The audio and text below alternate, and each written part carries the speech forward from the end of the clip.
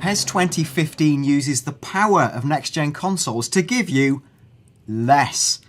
Oh, but hopefully in a good way, because Konami are going back to their PS2 classic PES 5 roots, moving away from fiddly right stick skills and closer to the intuitive movements of the classic PS2 era with a focus on unique player attributes. Well, I'm Dan Dawkins. I'm joined today by Matthew Pellett, editor of Official PlayStation magazine. Hi, Dan.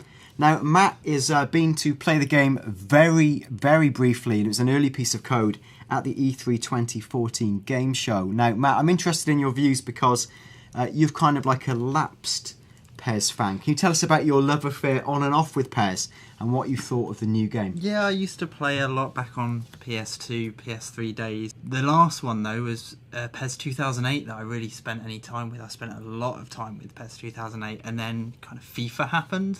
I switched to FIFA, and I've not really touched PES apart from like a token couple of games when it comes in the office every year. You know, my childhood was ISS, it was PES. But like you say, I had a very quick go at E3. I managed to squeeze in a full game, and I got a cheeky 2-0 victory, which was quite pleasing given that I haven't really spent any time with PES for many years. I was depending almost entirely on FIFA skills, as it were, and I managed to walk away the victor. So after 6 years in the wilderness, what were your first impressions of PES 2015? It isn't very scientific, but it felt quite FIFA-ish.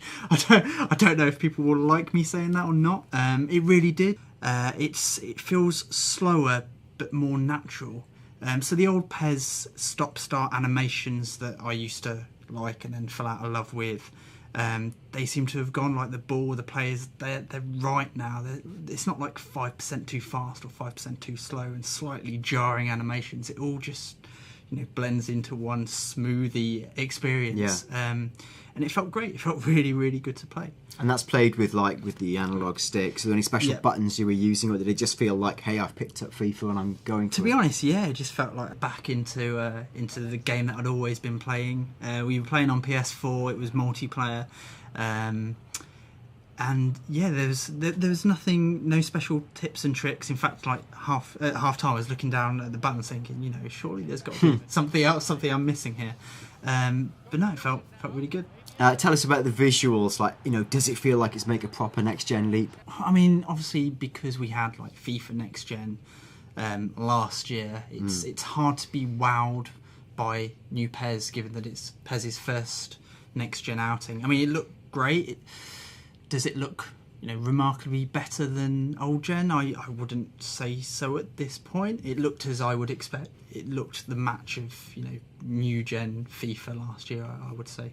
Okay, well, we'll ask Matt in a minute about some of his goals he scored. I'm going to say first some stuff that Konami want to point out about the new game. Well, their press release focuses on it being a true return to core PES values of total control, super responsive controls, and renowned gameplay. So lots of intangibles to hang your hat off there.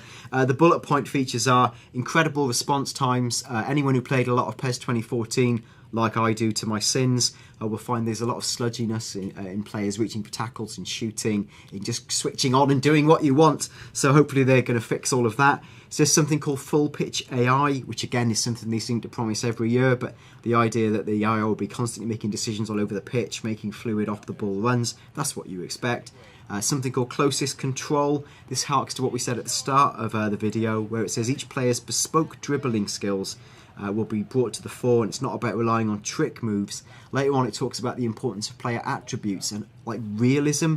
Even in realistic football games, even like, the Philip Nevilles of this world, or whatever the new, workman-like player is, can do rainbow flicks. I think they want to get rid of that and just have truly the players who have got those abilities, i.e. Ronaldo and a few, can do that stuff.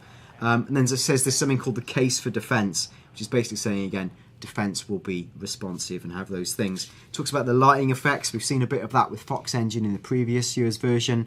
It's going to be full weather effects. Weather is going to have an effect on the way the ball moves and runs, so slippy balls in the wet, etc, etc.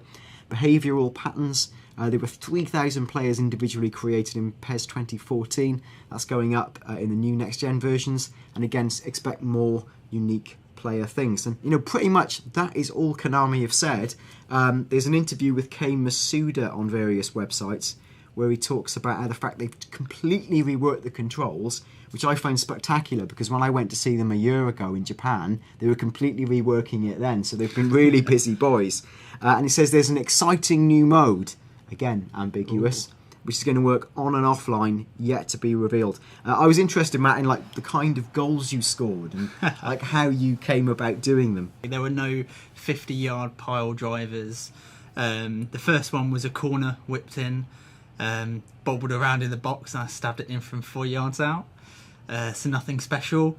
But even better than that, arguably, was the second one, when the guy I was playing with was distracted by someone entering the booth, and his goalkeeper threw it straight out to me, the lone striker, who ran in and slotted it in the side. Well, sorry, it looks a bit like PES hasn't found it quite as easy to score with other critics. There's been some impressions on the very good Winning 11 blog. One writer, Asim, has noted that the game was very underwhelming. Now, I think because they're like a very hardcore PES community fan blog, and the community is always angry about PES not being good enough, they're probably downplaying expectations. But he felt like, maybe the visuals weren't the leap he was looking for. He described people describing it as a PES 2014 HD remaster, which sounds a bit harsh. He talked about the unnatural lighting. He said the goalkeepers were still a bit wonky. He says the passing was too predictable. He said that thankfully response times were much better, which people have demanded. And generally, I think it was sort of very cautious level of improvement, maybe not the leap he'd secretly hoped for. One of his colleagues, Nico, had written about the sense straight from the top, saying, "Do not prepare for a revolution. This is a refined experience, but not, a complete remake." And he also talked about the way that, it wasn't blowing you away at first. The more you played, the smoother it got. And after day 3 of the show, he was quite into it. So this really does feel like it's quite a soft launch for PES 2015. It sounds promising that Konami are going back to last gen roots on the next gen. To me, it sounds a little bit like an approach they tried with, and Matt will appreciate this, SSX when it was reborn, where they made the controls less fussy rather than making them more complex. And for me, it was really nice to sit down and play it and not be turned off by the end of the game, not finish a match and think, well, it's impenetrable, I can't really do anything in this, I'll stick with FIFA another year. I wasn't left thinking that this year. I thought, actually, I can get good at this game, and I haven't felt like that for quite a while. Okay, well, some promising signs there. It's not all doom and gloom like you might have read. If you like this video, please, and you know what I'm going to say, click the old like button. We super appreciate it. Do subscribe for more on PES as we get it, and it does look like Konami have got a long campaign of hopefully some ever-improving stuff for us. So thanks for tuning in. Until the next time, bye.